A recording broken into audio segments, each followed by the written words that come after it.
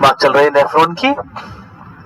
तो नेफ्रॉन क्या है, थोड़ा सही से लिख ले आप लोग, हिंदी में लिख ले कि नेफ्रॉन जो है किडनी की फंक्शनल एंड स्ट्रक्चरल यूनिट है। Nephron is functional and structural unit of kidney. पहला सवाल यहां पर बनता है। दूसरा सवाल, आप लोग जानते हैं कि टोटल नेफ्रॉन, एक किडनी में कितने नेफ्रॉन होते हैं? Number of nephron. एक किडनी में कितने नेफ्रॉन होते हैं बताओ? 10 से 13 लाख। दूसरी बात। तीसरी बात, आपसे पूछा जाए बच्चों कि नेफ्रॉन का कार्य क्या है बताओ? यूरिन फॉर्मेशन करना, यूरिन बनाना।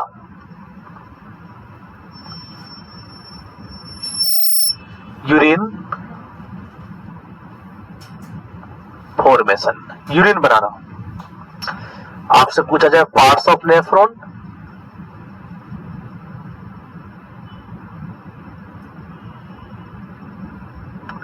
तो देखिए बच्चों, पार्ट्स ऑफ नेफ्रॉन आपसे पूछा जाए तो ये नेफ्रॉन का फोटो आपने देखा ही होगा बच्चों। नेफ्रॉन इस तरीके का होता है, इस तरीके का आपके पास।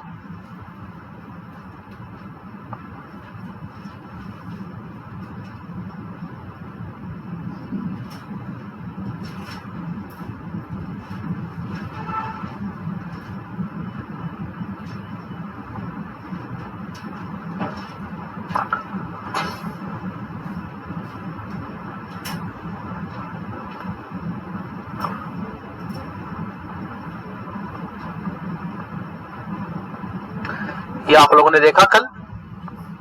आई बात समझ बच्चों? बताइए, नाम बताइए एक एक का। देखो ये जो है बच्चों, आपको बता दूं, ये जो है ये क्या है? ग्लोमेरुलस है। क्या है बताओ? और ग्लोमेरुलस क्या होता है? गुच्छा। किसका गुच्छा? आर्टरियोल का गुच्छा। कल ये बात पढ़ा चुका हूं मैं। ग्लोमेरुलस क्या होता है? आर्टरियोल का गुच्छा। तो इसका नाम है ग्लोमेरुलस। क्या नाम बताओ बच्चों इसका? ये तो आपके पास में ग्लोमेरुलस।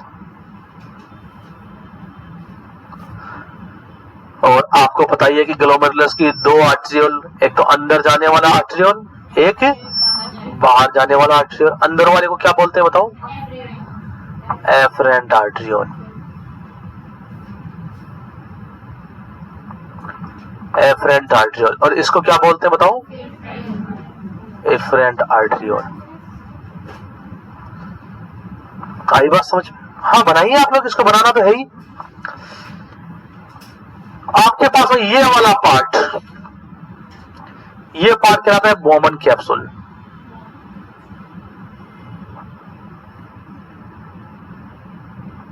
Bowman capsule. और ये वाला पार्ट बच्चों, जो पास वाली ट्यूब है उसे पीसीटी कहेंगे, जो दूर वाली ट्यूब है उसे डीसीटी कहेंगे, और जिसमें यूरिन आके कलेक्ट होगा लास्ट में उसको सीटी कहेंगे। क्या कहेंगे? ये जो घुमा हुआ पार्ट, ये लूप ऑफ हेनले कहलाता है। क्या कहलाता है बताओ? ये आपके पास में है। बनाइए इसको। ग्लोमेरुलस सबसे पहले, ये क्या होता है? Collection of आर्टरियोल। क्या होता है बताओ? आर्टरियोल का एक ग्रुप होता है। आई बात समझ में? और ये इसमें 2 आर्टरियोल होते हैं। कितने बताओ? एक तो अफरेंट, एक इफरेंट। There is 2 आर्टरियोल। यहां पर 2 आर्टरियोल होते हैं। There is 2 arteriole. कौन कौन से 2 बताओ? हाँ, अफरेंट एंड इफरेंट। इफरेंट नाम सामने लिखा है आप लोगों के सामने, स्पेलिंग आप लोग वहां से भी लिख सकते हो। Afferent and efferent. एक बात बता दे आपको, ध्यान से सुनिएगा बच्चों मेरी बात को। देखो ये सामने देखो बोर्ड पे आप लोग, और फोटो देखेंगे। ये वाला क्या है? Afferent arteriole. ये वाला क्या है? Efferent arteriole. इसका जो डायमीटर है अफरेंट वाले का, बताओ चौड़ा कौन सा दिखाई दे रहा है आपको? ऊपर वाला। बताओ कौन से में ब्लड ज्यादा आएगा, ऊपर वाले में नीचे वाले? देखो आ ज्यादा रहा है लेकिन जा क्या रहा है? कम। दिमाग लगाओ, एक बहुत बड़ी बात बन रही है यहाँ पे। इधर देखिए, देखो ब्लड आ ज्यादा रहा है लेकिन यहां से निकल कम रहा है, तो क्या होगा? थोड़ी देर के लिए यहाँ पे रुकेगा, थोड़ी देर के यहाँ पे, और रुकेगा तो क्या होगा? फिल्टर होगा। आप जब अपने आरओ को देखेंगे तो आरओ के अंदर भी यही सिस्टम होगा। जैसे कि मान के चलो आरओ का फिल्टर है, क्या है बताओ? और ये आरओ के अंदर आने वाला आपकी टोटी से कनेक्ट हो जाता है एक पाइप, उस टोटी से क्या आता है? पानी आता है आरओ के फिल्टर के अंदर। तो वो जो पाइप होता है वो मोटा होगा, क्या होगा बताओ? और जो निकलने वाला पाइप होगा पतला होगा, क्या होगा? जहां से आपके शुद्ध पानी निकलेगा वो क्या होगा? पतला होगा। क्या होगा बताओ? उसकी वजह से क्या होगा? जो पानी आएगा वो कुछ देर के लिए ठहरेगा यहाँ पे, क्या होगा बताओ? समझ गए ना आप? ठहरेगा नहीं ठहरेगा? क्योंकि आ ज्यादा रहा है, निकल कम रहा है, तो इसलिए थोड़ी देर के लिए स्टे करेगा।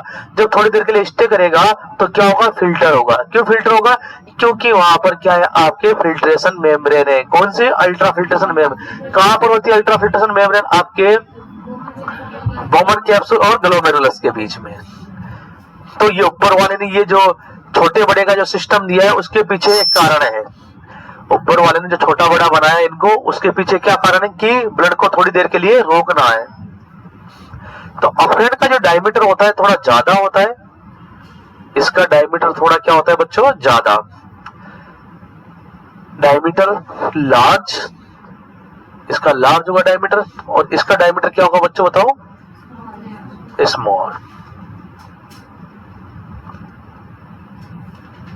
स्मॉल डायमीटर होगा।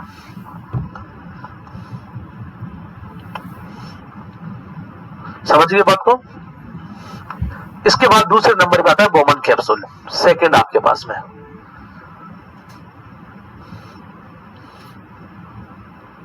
बोमन कैप्सूल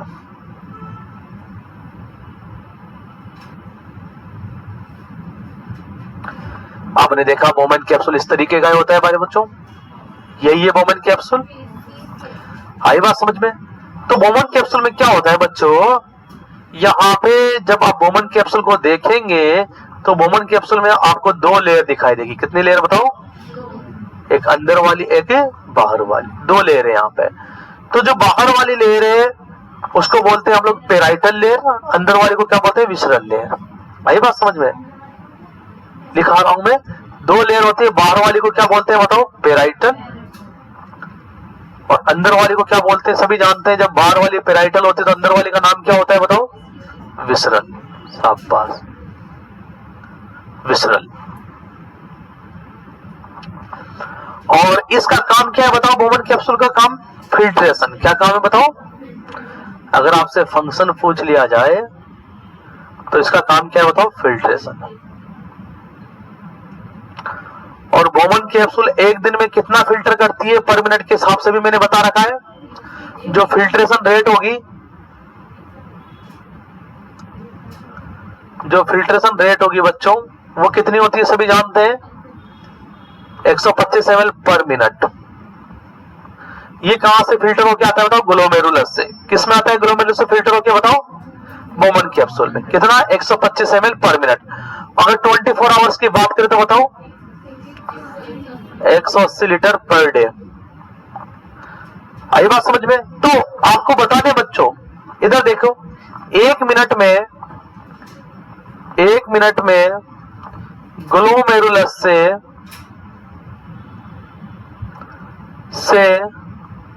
फिल्टर होकर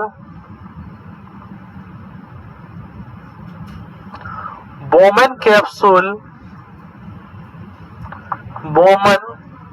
कैप्सूल में आने वाला, जो फिल्टर होकर आने वाला अमाउंट क्या कहलाता है? Glomerulus filtration rate. क्या कहलाता है बताओ? ग्लोमेरुलस 1 मिनट के अंदर जितना फिल्टर करता है वो क्या कहलाता है? Glomerulus filtration rate.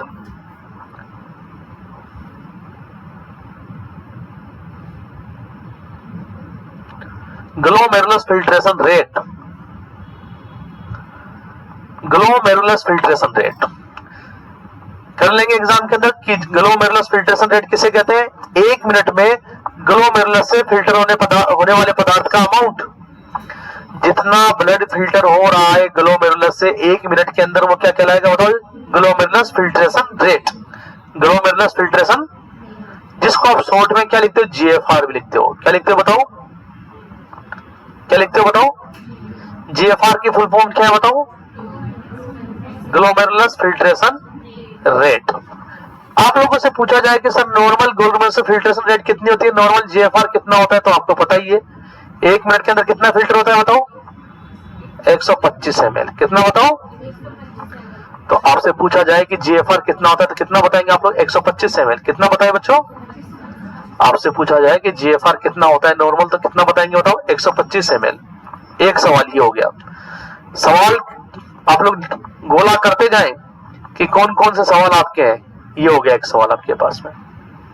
क्लियर है कि जीएफआर कितना होता है नॉर्मल बताओ? 125 ml। जीएफआर किसे कहते हैं?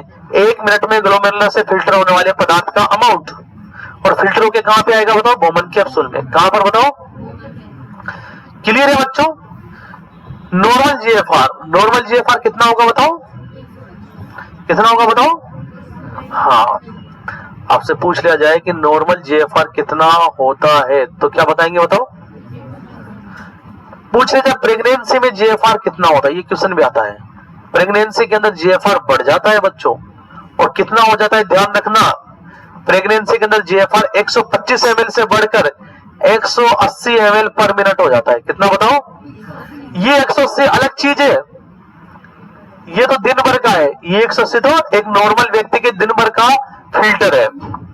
एक नॉर्मल व्यक्ति के दिन भर का फिल्टर कितना होता है? 180 लीटर, 180। और ये जो 180 ml है ये क्या है बताओ? प्रेगनेंसी का जीएफआर। जीएफआर का मतलब क्या है? 1 मिनट में ग्लोमेरुलस से फिल्टर होने वाले पदार्थ का अमाउंट। 2 पार्ट, बोमन कैप्सूल के बाद नेफ्रॉन का अगला पार्ट। अगला पार्ट आपके पास में PCT.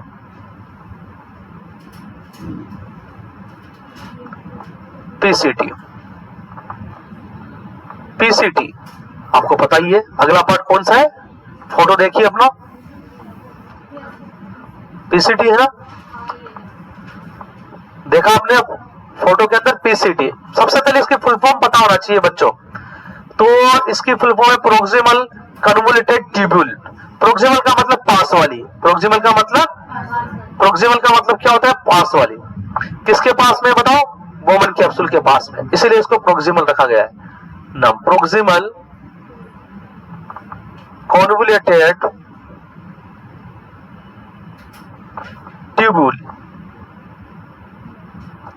Proximal convoluted tubule, PCT. ये क्या करती है? पीसीटी का काम क्या है बताओ बच्चों? जो बोमन कैप्सूल के अंदर जो फिल्टर आया है वो बोमन कैप्सूल के बाद किस में जाएगा? पीसीटी के अंदर। कहां जाएगा बताओ? समझ गए बात को? तो कलेक्ट लिख देंगे, कलेक्ट फिल्ट्रेशन। जो फिल्टर निकल के आया है आपके बोमन कैप्सूल में उसको कलेक्ट करना। Collect filtration from, Bowman capsule में जो फिल्ट्रेशन था उसको लेना। आपको पता ही है, पहले देखो इधर देखिए, पहले ब्लड किस में आएगा? ग्लोमेरुलस में। ग्लोमेरुलस से फिल्टर होगा, फिल्टर होने के बाद पानी और अच्छी अच्छी चीजें किस किस को छोड़ के? आरबीसी, डब्ल्यूबीसी, प्लेटलेट और प्रोटीन को छोड़ के सारी चीजें कहां जाने लगेगी? आपके बोमन कैप्सूल में। बोमन कैप्सूल के बाद किसके पास जाएगी? पीसीटी के पास। जैसे जैसे आगे बढ़ती जाएगी क्या होती जाएगी? रीअब्जॉर्ब होता जाएगा। क्या होता जाएगा? और रीअब्जॉर्ब हो गया, एंड तक आते आते कितना रीअब्जॉर्ब हो जाएगा? 99%। और यूरिन कितना बनता है? ओनली 1%। पता है आप लोगों को? मैंने कल आप लोगों को बताया अभी था। तो देखिए, प्रोक्सिमल कन्वोल्यूटेड ट्यूब्यूल का काम ये collect filtration from Bowman capsule.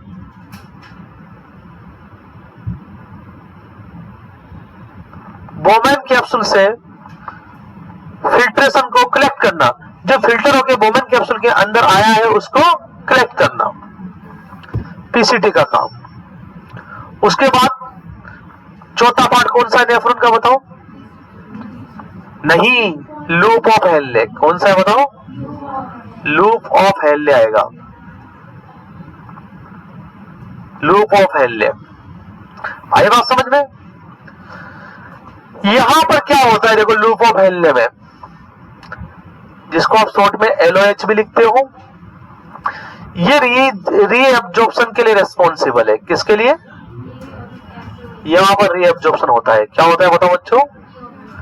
वापस जो भी चीजें आ रही है वापस रीएब्जॉर्ब होकर कहां पे डाली जाती है बताओ? ब्लड के अंदर। दो कैपिलरीज होती है ना, कौन कौन से? पेरिट्यूबुलर एंड वासा रेक्टा। पांचवा पार्ट डीसीटी। अब इसका नाम डीसीटी क्यों रखा गया? क्योंकि दूर की है, दूर की है ना, पास की है तो पीसीटी, पी से पास, पी से पीसीटी, डी से दूर, डी से डीसीटी, लेकिन अंग्रेजी में नाम है। डीसीटी का मतलब है डिस्टल कन्वोल्यूटेड ट्यूबुल। डिस्टल का मतलब दूर वाली, डिस्टल कन्वोल्यूटेड ट्यूबुल। वो कन्वोल्यूटेड ट्यूबुल तो दोनों के सेम है, एक प्रोक्सिमल है, दूसरी क्या है बताओ? डिस्टल। इसका मेन काम क्या है बच्चों? मैं आपको बता दूं, इधर देखिए, इधर देखिए, मैं आपको बता देता हूं कि इधर देखिए मेरी तरफ, आपको होता है पूरे के पूरे नेफ्रॉन में क्या हो रहा है? पहले तो फिल्टर होकर ग्लोमेरुलस से बोमेन कैप्सूल में आ गई, अच्छी अच्छी चीजें भी आ गई, फ्लूइड भी आ गया और अवशिष्ट पदार्थ भी आ गए। सुनो, तीनों चीजें आपके बोमेन कैप्सूल में आ गई। बोमेन के आगे पीसीटी से लूप ऑफ हेनले में आ रही है और लगातार क्या होता जा रहा है? रीएब्जॉर्प्शन होता जा रहा है, आगे बढ़ता जा रहा है। और रीएब्जॉर्प्शन, तो रीएब्जॉर्प्शन होने के दौरान अच्छी अच्छी चीजों के साथ में कुछ अवशिष्ट भी क्या हो जाते हैं? रीएब्जॉर्ब हो जाते हैं। कुछ अवशिष्ट भी क्या हो जाते हैं बच्चों? रीएब्जॉर्ब हो जाते हैं। तो डीसीटी में क्या होता है? उन अवशिष्टों का वापस से क्या होता है? सिक्रेशन हो जाता है। वापस ये डीसीटी के अंदर ब्लड क्या करता है? उनको वापस धक्का, अरे तू कहां गया? बीच में बड़ों की लाइन है, बड़ों की लाइन, बड़ों की लाइन, बड़ों की लाइन, चलते गए, लाइन बनते गए, बच्चे घुस गए बीच में। कौन घुस गए? जैसे डीसीटी पर बाहर चल, बाहर चल। आई बात समझ में? तो रीएब्जॉर्प्शन के दौरान जो अवशिष्ट को भी रीएब्जॉर्ब कर लिया गया, लेकिन जैसे डीसीटी के पास पहुंचेंगे तो ब्लड की जो वेसल्स डीसीटी के ऊपर भी लिपटी हुई है, तो पता है, तो ब्लड क्या करेगा? उनको धक्का देके किस में डाल देगा बताओ? डीसीटी में डाल देगा। किस में डाल देगा? डीसीटी में डाल देगा। तो डीसीटी में क्या होता है? सिक्रेशन होता है। क्या होता है बच्चों? रीएब्जॉर्प्शन और सिक्रेशन का मतलब समझते हो ना? रीएब्जॉर्प्शन का मतलब एब्जॉर्ब करना, सिक्रेशन का मतलब निकाल कर डालना। तो यहां पर क्या होता है? डीसीटी के अंदर सिक्रेशन। क्या होता है बताओ? सिक्रेशन। यहां पर सिक्रेशन होगा, लिख लो, यहां पर सिक्रेशन होता है। चलिए उसके बाद बात करते हैं सीटी की। किसकी बताओ? अगला छठा पार्ट सीटी। हाँ, इसमें सिक्रेशन होता है। ब्लड जो है, जो गंदगी जो ब्लड के अंदर चली गई है उसको निकाल निकाल के वापस किस में डाल देता है? डीसीटी के अंदर। किस में डाल देता है? सीटी के अंदर। क्या होता है? इसकी फुल फॉर्म से पता लग जाएगा बच्चों आपको। इसकी फुल फॉर्म है collecting tube. Collecting tube, collecting tube. Convoluted नहीं है ये क्या है? कलेक्टिंग है। कलेक्टिंग का मतलब कलेक्शन करती है। किसका कलेक्शन करती है? यूरिन का। लास्ट में कौन बचेगा बताओ? यूरिन ही बचेगा ना। लास्ट में कौन बचता है बताओ? सारा रीएब्जॉर्प्शन हो जाता है और 1% बचता है। वो 1% कहां जाएगा? आपके सीटी में। कहां जाएगा? और उसी को क्या बोलेंगे? यूरिन। अब मुझे आगे की बात बताइए आप लोग बच्चों कि सीटी के बाद क्या आएगा बताओ? पिरामिड आएंगे। पिरामिड के बाद पेपिला, पेपिला के बाद माइनर कैलिक्स, माइनर कैलिक्स में मेजर कैलिक्स, मेजर के बाद रीनल पेल्विक, रीनल पेल्विक के बाद यूरेटर, यूरेटर के बाद ब्लेडर, ब्लेडर के बाद यूरेथ्रा और यूरेथ्रा के बाद आउट हो जाएगा। आई बात समझो बच्चों? ये आपके पास में नेफ्रॉन था। क्या था बच्चों? अगर नेफ्रॉन की लेंथ पूछ ली जाए एग्जाम के अंदर कि नेफ्रॉन की लेंथ कितनी होती है एक नेफ्रॉन की, तो आपको तो पता है कि नेफ्रॉन कितने बताओ, 10 से 13 लाख। एक नेफ्रॉन की लेंथ होती है 3 से 5 सेंटीमीटर। वो उलझे रहते हैं, बहुत आपस में उलझे रहते हैं। जब आप खींच के देखोगे तब 3 से 5 सेंटीमीटर है, लेकिन जब एक जगह पर है किडनी के अंदर तो बिल्कुल ही बारीक है। क्या है? बिल्कुल ही बारीक होते हैं। अगर डायमीटर की बात करें नेफ्रॉन के डायमीटर की बच्चों, कि एक नेफ्रॉन का डायमीटर कितना होता है? 1 से 3 mm। 1 से 3 mm जानते ना? mm का मतलब, mm का मतलब मिलीमीटर, mm का मतलब मिलीमीटर, और सेंटीमीटर तो जानते हो ना? बताओ 1 सेंटीमीटर में कितने मिलीमीटर होते हैं? 1 सेंटीमीटर में कितने मिलीमीटर होते हैं? 1 सेंटीमीटर में कितने मिलीमीटर? 10 होते हैं, 10। क्या तुम भी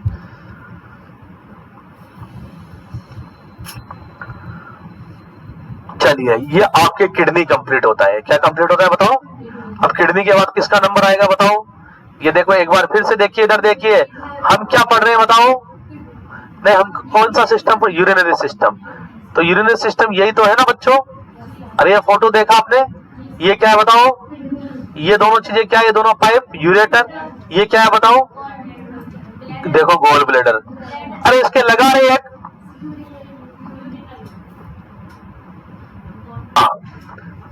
और ब्लेडर के बाद यूरेथ्रा। तो दूसरा नंबर किसका आएगा बताओ? यूरेटर का। किडनी पढ़ लिया आप लोगों ने। अब बात करते हैं यूरेटर के बारे में। किसके बारे में बच्चों बताओ? यूरेटर के बारे में। यूरेटर लगाइए हेडिंग, यूरेटर।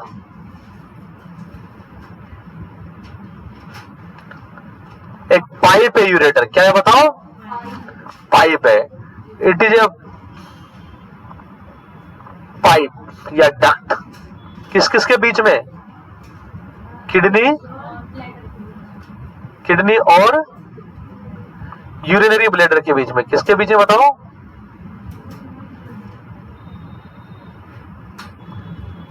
के बीच। पाइप और यूरिनरी ब्लैडर के बीच, सॉरी पाइप है ये, किडनी और यूरिनरी ब्लैडर के बीच में क्या है? पाइप। आप लोगों से पूछ लिया जाए, इधर देखो, इधर देखो, कि यूरेटर का काम बताओ। क्या बताओगे? यूरिन को किडनी से ब्लैडर तक लाना, यही तो काम है। जो यूरिन बनाए किडनी के अंदर, उसको कहां तक लाना? ब्लैडर तक लाना। ये जो पाइप है बच्चों, देखो ये रहा ये पाइप। तो किडनी में जो यूरिन बना है, उस यूरिन को इस पाइप के माध्यम से कहां लाया जाता है? यूरिनरी ब्लैडर में। कहां लाया जाता है? तो इसका काम अगर पूछ लिया जाए तो क्या है बताओ इसका काम? हाँ, transport urine from kidney to urinary bladder. Transport urine from kidney to urinary bladder. Kidney में जो यूरिन बना है उसको कहां पर लाना बताओ? यूरिनरी ब्लैडर में लाना। लिखो।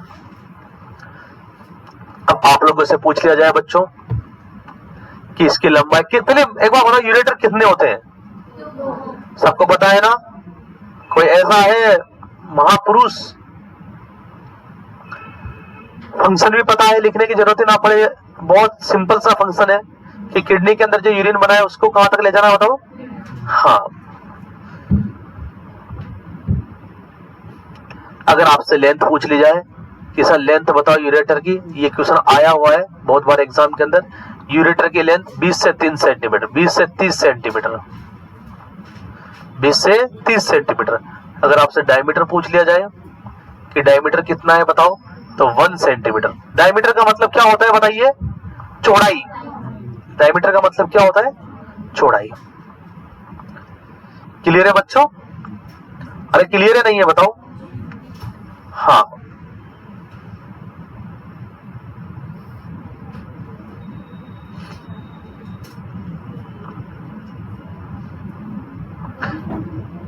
हाँ, डायमीटर 1 सेंटीमीटर। और आपसे पूछा जाए कि फीटस के अंदर ये किसके द्वारा बना होता है, तो आपको पता है फीटस में सारे के सारे ऑर्गन 3 लेयर से बनते हैं, एक्टोडर्म, मेसोडर्म एंड एंडोडर्म। ये बनता है एंडोडर्म से। किससे बनता है? यूरेटर मेड फ्रॉम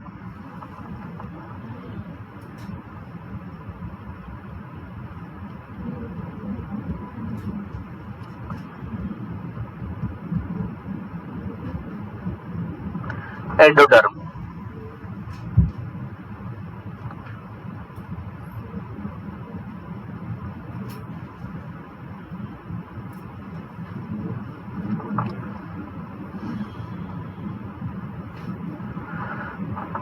अब आप एक बात का ध्यान देंगे प्यारे बच्चों, इधर देखिए, यहां तक कर लिया आप लोगों ने। अब बात आएगी किसकी? यूरिनरी ब्लैडर की। किसकी बात आएगी बताओ? हाँ, अगला आपके पास में यूरिनरी ब्लैडर।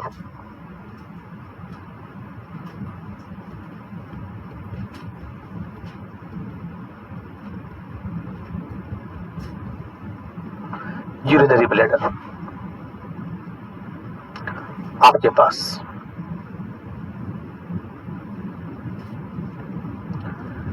यूरिनरी ब्लैडर के बारे में बात करेंगे हम लोग। तो देखिए मैं आपको एक बात बता दूं, बहुत इंपॉर्टेंट। इधर देखिए, मेरी तरफ देखिए आप लोग, ये यहां पर आपकी किडनी, इधर देखो, ये इधर देखो मेरी तरफ, ये किडनी यहां से यूरेटर चल रहे हैं, तो यहां पर आपकी एब्डोमिनल कैविटी खत्म हो जाती है। क्या खत्म हो जाती है बताओ? ब्लैडर यहां पर है आगे की तरफ। ब्लैडर कहां है बताओ? तो आपने देखा किडनी और यूरेटर ये दोनों एब्डोमिनल कैविटी में रहते हैं। किस में रहते हैं बताओ? कौन सी कैविटी में? जबकि आपका यूरिनरी ब्लैडर जो है और यूरेथ्रा है ये पेल्विक कैविटी में रहते हैं। किसमें बताओ? पेल्विक कैविटी जानते हो ना, ये जो आपकी बोन है, पेल्विस बोन है, इसके द्वारा जो खोखला भाग बनाया गया है उसको क्या बोलते हैं? पेल्विक कैविटी, जिसके अंदर आपके यूट्रस भी रहता है। आप जब गायनिक पढ़ते हो तब देखोगे फैलोपियन ट्यूब वगैरह सब इसी में रहती है ना। तो आपके पास में यहाँ पर एक क्वेश्चन बनता है बच्चों, बहुत इंपॉर्टेंट है। देखो, आपकी किडनी और आपका यूरेटर ये दोनों तो किसमें पाए जाते हैं? एब्डोमिनल कैविटी में। किसमें पाए जाते हैं बताओ? जबकि यूरिनरी ब्लैडर किसमें होता है बताओ? पेल्विक कैविटी में। ये पेल्विक ऑर्गन है। कैसा ऑर्गन है बताओ? ये पेल्विक कैविटी में पाया जाता है। It is pelvic organ.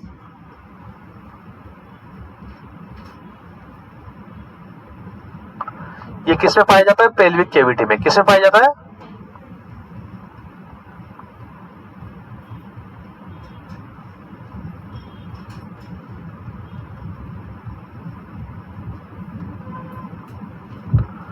Pelvic organ है। किसमें पाया जाता है बताओ? पेल्विक कैविटी में पाया जाता है। हाँ,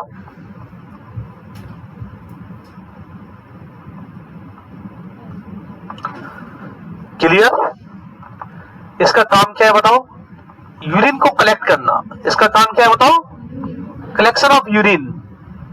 अगर इसके काम की बात करेंगे आप लोग की फंक्शन क्या है सर इसका, तो इसका फंक्शन होता है कलेक्शन ऑफ यूरिन। फंक्शन की बात करेंगे आप लोग, कलेक्शन ऑफ यूरिन।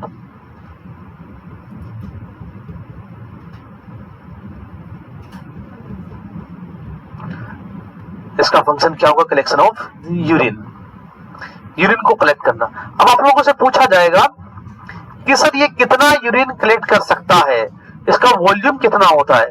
तो यूरिनरी ब्लैडर का वॉल्यूम होता है 1 लीटर। कितना होता है बच्चों? 1 लीटर यूरिन को ये कलेक्ट कर सकता है।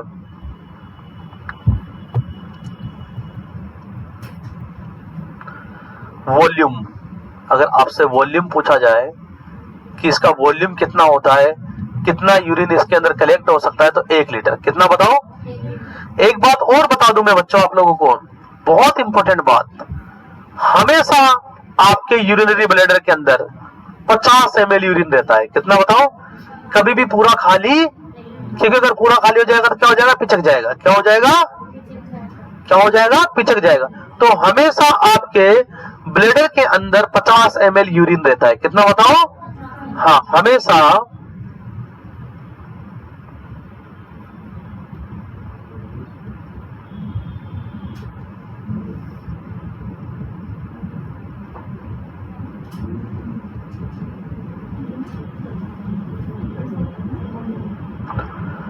कितना यूरिन रहता है हमेशा बताओ? 50 ml। हमेशा 50 ml। और इस 50 ml यूरिन को क्या बोलते हैं? ध्यान से सुनिएगा मेरी बात को, आपसे एग्जाम में पूछ लिया जाएगा कि यूरिनरी ब्लैडर में हमेशा जो 50 ml यूरिन रहता है उसे क्या कहते हैं? Residual volume. क्या बोलते हैं? Residual volume. क्या बोलते हैं बताओ? मतलब बचा हुआ वॉल्यूम, रेजिड्यूल वॉल्यूम। ये जो 50 ml है क्या कहलाता है बताओ? Residual volume. क्या कहलाता है बच्चों बताओ? हाँ,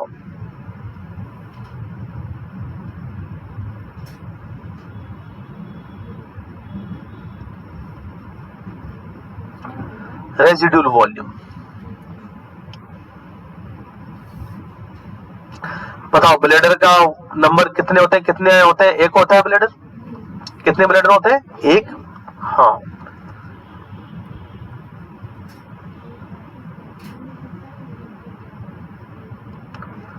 आपसे पूछा जाए कि आपके यूरिनरी ब्लैडर की शेप क्या होती है, बता सकते हैं आप लोग? शेप कैसी होती है? नाशपाती के आकार की, पियर शेप्ड। हाँ, अगर शेप की बात करें, आकार, कि आपके यूरिनरी ब्लैडर का आकार कैसा होता है? नाशपाती की तरह। किसकी तरह बताओ? Pear shaped. पियर शेप्ड, नाशपाती के आकार का। और आपसे पूछ लिया जाए कि सर ये किससे बना होता है? एंडोडर्म से बनता है, मेसोडर्म से बनता है, या एक्टोडर्म से बनता है? तो ये एंडोडर्म से बनता है। किससे बताओ? It is made from endoderm. हाँ, endoderm. It is made from endoderm. ये एंडोडर्म से बनता है। किससे बताओ? हाँ, दोनों एंडोडर्म से बनते हैं। अब बात करेंगे बच्चों पोजीशन की। देखो, मेल और फीमेल दोनों में पोजीशन अलग अलग होती है। जो यूरिनरी ब्लैडर है उसकी पोजीशन मेल और फीमेल दोनों में क्या होती है? अलग अलग। क्योंकि कारण क्या है? मेल में यूट्रस नहीं होता, फीमेल में यूट्रस होता है। आगे बात समझ में? तो जैसे फीमेल की बात करें बच्चों, इधर देखिए मेरी तरफ, फीमेल में कैसा सिस्टम होगा? सबसे आगे यूरिनरी ब्लैडर, बीच में यूट्रस, फिर पीछे रेक्टम। पीछे क्या आएगा? आई बात समझ में? क्योंकि फीमेल में क्या है? यूट्रस है। फीमेल में क्या है? तो सबसे आगे तो यूरिनरी, जैसे कि यहाँ पर यूरिनरी ब्लैडर, इसके पीछे यूट्रस, और उसके पीछे क्या रहेगा? रेक्टम। तीनों एक ही सिर में होते हैं। जबकि मेल के अंदर क्या होगा? यूट्रस होता नहीं है। यूरिनरी ब्लैडर के बाद क्या होगा बताओ? रेक्टम होगा। क्या होगा बताओ? क्लियर है माइंड के अंदर? तो पोजीशन ऑफ यूट्रस की बात करें हम लोग,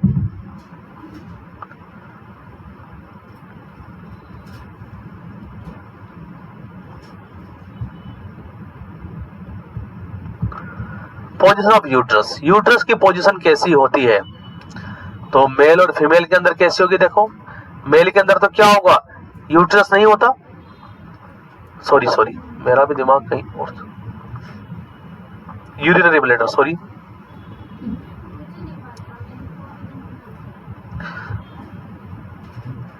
लोगों ने भी यूट्रस लिख लिया, देखो।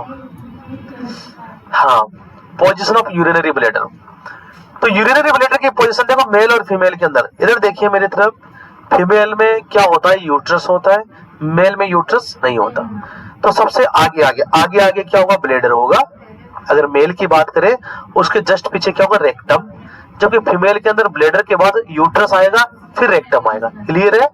हाँ, लिख लीजिए। पहले मेल के अंदर बात करते हैं हम लोग। मेल में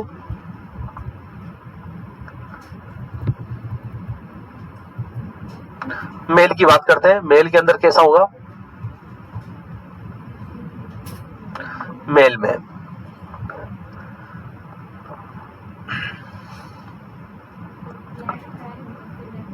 पहले तो यूरिनरी ब्लैडर, यू भी लिख दो केवल। उसके बाद में क्या होगा? रेक्टम। क्या होगा बताओ? रेक्टम, मेल के अंदर। और फीमेल में क्या होगा बताओ? पहले यूरिनरी ब्लैडर आएगा, फिर यूट्रस आएगा, फिर क्या आएगा बताओ? रेक्टम आएगा फीमेल के अंदर। पहले यूरिनरी ब्लैडर, फिर यूट्रस, और फिर रेक्टम।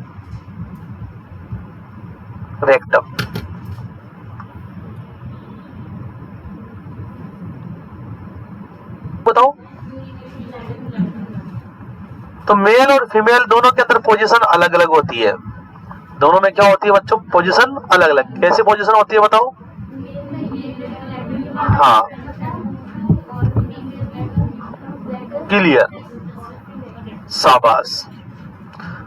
मुझे बताइए, काम बताए, यूरिनरी ब्लैडर का काम क्या है बताओ? यूरिन को कलेक्ट करता है। अब देखो इधर देखिए बच्चों, मेरी बात को ध्यान से समझिएगा। आपको एक बात समझाऊंगा। आपने जीआईटी पढ़ा है ना? जीआईटी के अंदर स्फिंक्टर का काम क्या था, बता सकते हैं कोई मुझे? स्फिंक्टर का काम क्या था बताओ? आपने देखा कि ये ब्लेडर है और ये आपके पास में क्या है बताओ, यूरेटर है। क्या है बताओ, यूरेटर है।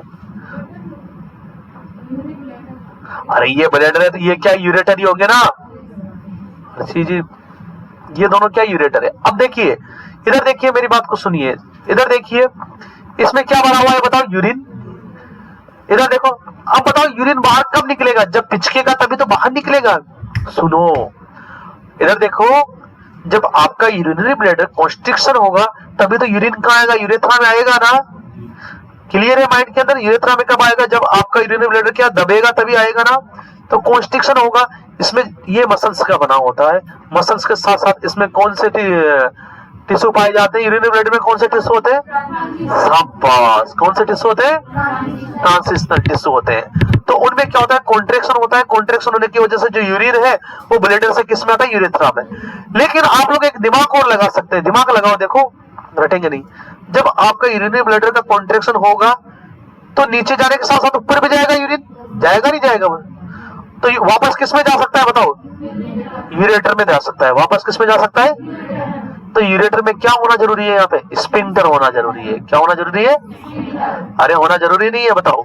उसी तरीके से आपके यूरेथ्रा में कोई यूरिन आ गया, मान के चलो कहां पे आ गया बताओ, तो वापस भी जा सकता है। कहां जा सकता है, वापस ब्लैडर में जा सकता है। कहां जा सकता है, तो यहां पर भी एक स्पिंक्टर लगाना जरूरी है, यहां पर भी एक स्पिंक्टर लगाना। तो आपने एक बात देखी कि ब्लैडर में यूरिन के वेग फ्लो को रोकने के लिए 3 स्पिंक्टर पाए जाते हैं। कितने स्पिंक्टर पाए जाते हैं, 3। कहां पे, 2 तो यूरेटर पे, 1 यूरेथ्रा पे। अब यूरेथ्रा की बात मैं तुम्हें बताऊं, यूरेथ्रा बहुत तगड़ी बात है। आप लोगों को एनएस का पता है, आपने एनएस में 2 स्पिंक्टर देखे थे, एक इंटरनल एनल स्पिंक्टर, एक एक्सटर्नल एनल स्पिंक्टर। कि इंटरनल वाला तो इनवॉलेंट्री होता है जबकि एक्सटर्नल वाला वॉलेंट्री होता है। सेम टू सेम यहां पर भी यही बात है। आपका यूरेथ्रा है, महिलाओं का यूरेथ्रा छोटा होता है और मेल का यूरेथ्रा बड़ा होता है। यूरेथ्रा है तो यूरेथ्रा के अंदर जो पहला स्पिंक्टर आता है वो आपके इनवॉलेंट्री होता है। इनवॉलेंट्री मतलब आपका उस पर कंट्रोल, वो खुल जाता है और यूरिन कहां आ जाता है, यूरेथ्रा के अंदर आ जाता है। जबकि बाहर वाला जो स्पिंक्टर होता है वो वॉलेंट्री होता है। क्या होता है बताओ, वॉलेंट्री होता है। क्या होता है बताओ, वॉलेंट्री होता है। आप चाहो तो यूरिन को बाहर निकालेंगे, नहीं तो दबा के बैठे रहेंगे। अपनी भाषा में बात करें हम लोग, यही बात है ना। आपको बहुत तेज से यूरिन लग रहा है लेकिन आप फिर भी थोड़ी देर के लिए दबा के बैठ जाते हो, क्यों, क्योंकि एक्सटर्नल यूरेथ्रल स्पिंक्टर है आपके पास में। क्या है बताओ, अगर एक्सटर्नल यूरेथ्रल स्पिंक्टर नहीं होता तो आई बात समझ, आप स्पिंक्टर को दबा के बैठे हो। किसको दबा के बैठे हो बताओ, स्पिंक्टर को दबा के बैठे हो। आई बात समझ में, अरे आई नहीं बात समझ में, हाँ। और कभी कभी क्या होता है, बच्चे को डांट दे तो तुरंत यूरिन निकाल देता है, ये लो बे बहा दी गंग, हो जाता ना।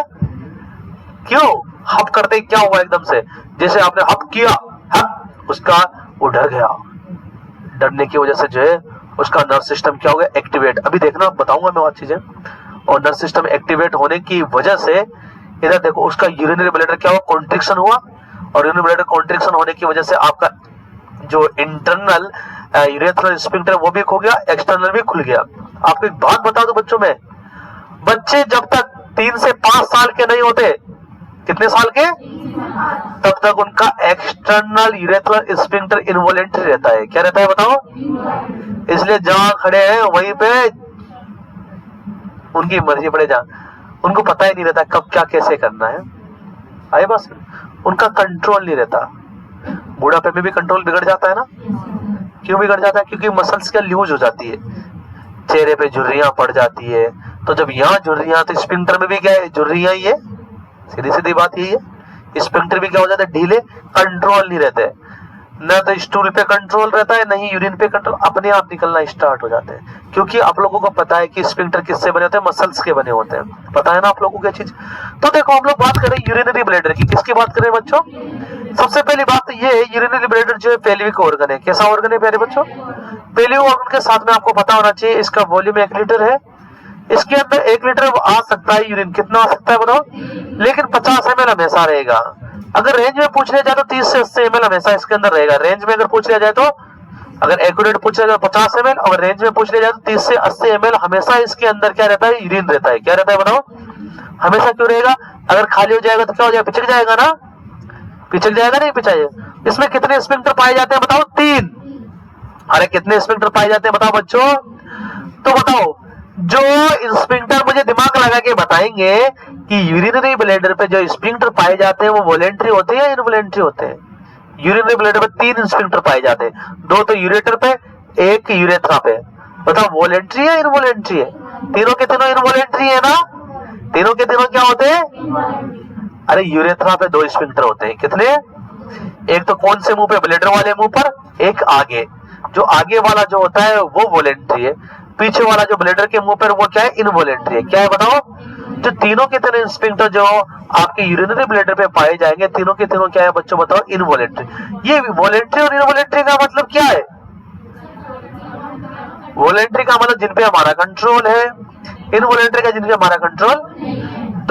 आप दो इनवॉलेंट्री क्रियाएं बताओ मुझे, ऐसे 2 इनवॉलेंट्री क्रियाएं बताओ जिन पे हमारा कंट्रोल नहीं है, क्रियाएं जो बॉडी के अंदर होती है।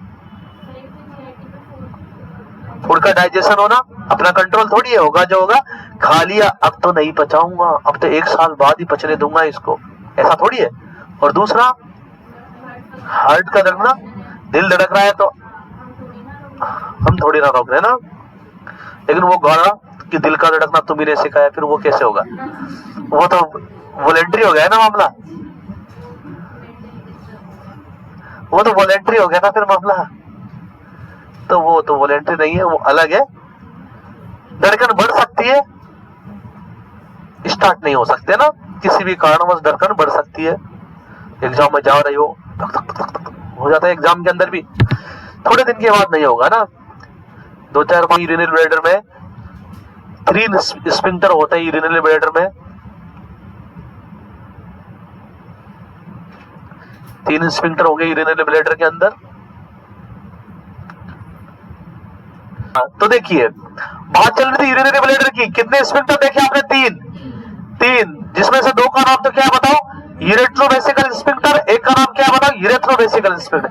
यूरेट्रोवेसिकल स्फिंक्टर कहां पर बताओ, यूरेटर और ब्लैडर के बीच में, और यूरेथ्रोवेसिकल स्फिंक्टर कहां पर, ब्लैडर और यूरेथ्रा के बीच में। दोनों के दोनों प्रकार के 3 स्फिंक्टर, 2 प्रकार के 3 स्फिंक्टर, तीनों के तीनों क्या है बताओ, इनवॉलेंट्री है। क्या बच्चों बताओ, वो यूरिनरी ब्लैडर का फंक्शन क्या है बताओ, काम बताओ, काम क्या यूरिनरी ब्लैडर का बताओ, काम कितना कलेक्ट कर सकता है बताओ? हाँ शाबाश। अब इधर देखिए बच्चों आगे, अब बात करते हैं अगला टॉपिक, यूरेथ्रा। दोनों के दोनों क्या है, इनवॉलेंट्री है। क्या है बताओ बच्चों? अगला है यूरेथ्रा। जानते हो ना यूरेथ्रा? अरे जानते हो? चलो जानते हो तो मुझे बताएंगे, एक बच्चे से मैं पूछ लेता हूं, मुझे बताएंगे, एक बच्चे से मैं पूछ लेता हूं। देखो 1 2 3 4 5 6, आप बताएंगे मुझे, नए बच्चा बताओ इसमें कौन से नंबर का ऑर्गन यूरेथ्रा है? नंबर बताओ, नंबर कौन से नंबर का, जो नंबर लगाए हुए मैंने, कौन से नंबर का जो यूरेथ्रा, 4 और 3 वो यूरेटर है, यूरेथ्रा पूछ रहा हूं। 6 नंबर का क्या है, यूरेथ्रा है। आई बात समझ में? ये है यूरेथ्रा बच्चों, ये वाला जो कि ब्लैडर के नीचे वाला जो पाइप है, यूरेथ्रा है, यही है। इधर देखिए, यही पाइप बाहर आके खुलता है, और इसी से जो यूरिन आप लोग बाहर निकालते हो। यही पाइप कहां आके खुलता है, बाहर आके खुलता है, इसी से आप यूरिन बाहर निकालते हो। तो आपको बता दें बच्चों कि ये जो यूरेटर होता है, ये कहां से लेकर कहां तक फैला होता है, आपके ब्लैडर से लेकर एक्सटर्नल एनवायरनमेंट तक, ब्लैडर से लेकर एक्सटर्नल एनवायरनमेंट तक। हाँ लिख लो हिंदी में, ये फैला होता है, it is extend from urinary bladder to external environment. Urinary bladder से कहां तक फैला होता है बताओ, एक्सटर्नल एनवायरनमेंट तक। अब बात करते हैं फीमेल यूरेथ्रा और मेल यूरेथ्रा, दोनों अलग अलग होते हैं, आप लोगों को पता भी है। कि फीमेल के अंदर यूरेथ्रा शॉर्ट होता है, मेल के अंदर यूरेथ्रा लॉन्ग होता है। फीमेल के अंदर यूरेथ्रा का काम होता है ओनली यूरिन पास करवाना, जबकि मेल के अंदर दोनों ही काम करता है, यूरिन प्लस सीमन दोनों किससे निकलते हैं, यूरेथ्रा से निकलते हैं। आई बात समझ में? हाँ,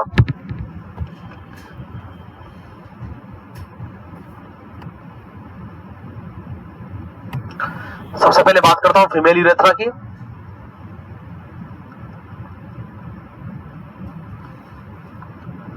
फीमेल यूरेथ्रा देखिए,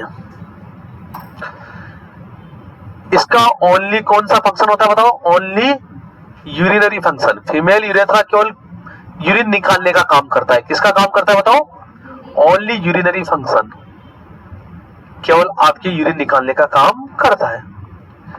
ये रिप्रोडक्टिव सिस्टम का वर्क नहीं करता फीमेल के अंदर। फीमेल के अंदर रिप्रोडक्टिव सिस्टम के लिए जो है ना वेजाइना अलग से होती है, जबकि मेल के अंदर वही दोनों काम करता है। यूरेथ्रा से यूरिन निकलता है और यूरेथ्रा से क्या निकलता है? सीमन निकलता है। लंबाई की बात करें, देखो कहां पे होगा। देखो अगर लोकेशन की बात करें, यूरेथ्रा की लोकेशन की बात करें बाहर से, तो किस किस के बीच में देखने को मिलेगा? आप देखेंगे, मैं बताऊंगा भी जब आपको रिप्रोडक्टिव सिस्टम पढ़ाऊंगा, फीमेल रिप्रोडक्टिव सिस्टम, उसमें पढ़ाऊंगा कि ये क्लाइटोरिस किस किस के बीच में होता है? क्लाइटोरिस एंड वेजाइना के बीच में। ऊपर क्लाइटोरिस होगा, एक बटन लाइक स्ट्रक्चर होता है। फीमेल रिप्रोडक्टिव जो एक्सटर्नल ऑर्गन होगा, रिप्रोडक्टिव एक्सटर्नल ऑर्गन, एक बटन लाइक स्ट्रक्चर होगा त्रिभुजाकार, उसको क्लाइटोरिस कहते हैं। उसके बाद जो है जो ओपनिंग होगी, उसके बाद जो ओपनिंग है वो यूरेथ्रा की ओपनिंग है। किसके बताओ?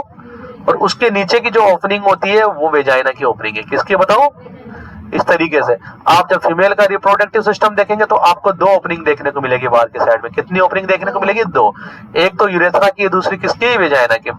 आपको एक और बात बता दें कि जो फीमेल का जो यूरेथ्रा होता है उसकी लंबाई क्या होती है? कम होती है। लेंथ अगर पूछ ले जाए फीमेल यूरेथ्रा की लेंथ कितनी होती है, तो आप बताएंगे बच्चों 3 से 5 सेंटीमीटर रेंज में। अगर एक्यूरेट पूछ लिया जाए तो 4 सेंटीमीटर। क्या बताओ बच्चों? और डायमीटर पूछ लिया जाए कि डायमीटर कितना होता है सर? 6 mm। कितना होता है डायमीटर बताओ? 6 mm। लंबाई पता चली। फीमेल यूरेथ्रा की लंबाई याद रखिएगा बच्चों, कम लंबाई होती है, छोटी लंबाई है ना, इसीलिए। इधर देखो बच्चों, इधर देखो, शॉर्ट होता है फीमेल का यूरेथ्रा। क्या होता है बच्चों? शॉर्ट। अरे फीमेल का यूरेथ्रा क्या होता है बच्चों? शॉर्ट यूरेथ्रा होता है। इसीलिए फीमेल को जो है आपके यूरिनरी सिस्टम के इन्फेक्शन होने के चांसेस ज्यादा होते हैं फीमेल को। एग्जाम में आया हुआ क्वेश्चन है कि फीमेल को यूरिनरी सिस्टम के इन्फेक्शन होने के चांसेस ज्यादा क्यों होते हैं? क्योंकि उनका यूरेथ्रा क्या होता है? छोटा होता है। तो जब यूरेथ्रा छोटा होगा तो बैक्टीरिया वगैरह जल्दी से पहुंच जाएंगे ना, जल्दी से पहुंच जाएंगे ब्लैडर तक। हाँ, ये क्वेश्चन आया हुआ एग्जाम के अंदर। और जो आपका यूरेथ्रा होता है, फीमेल हो चाहे मेल हो, दोनों का यूरेथ्रा डेवलप्ड फ्रॉम किससे बनता है? डेवलप्ड फ्रॉम किससे बनता है? एंडोडर्म से।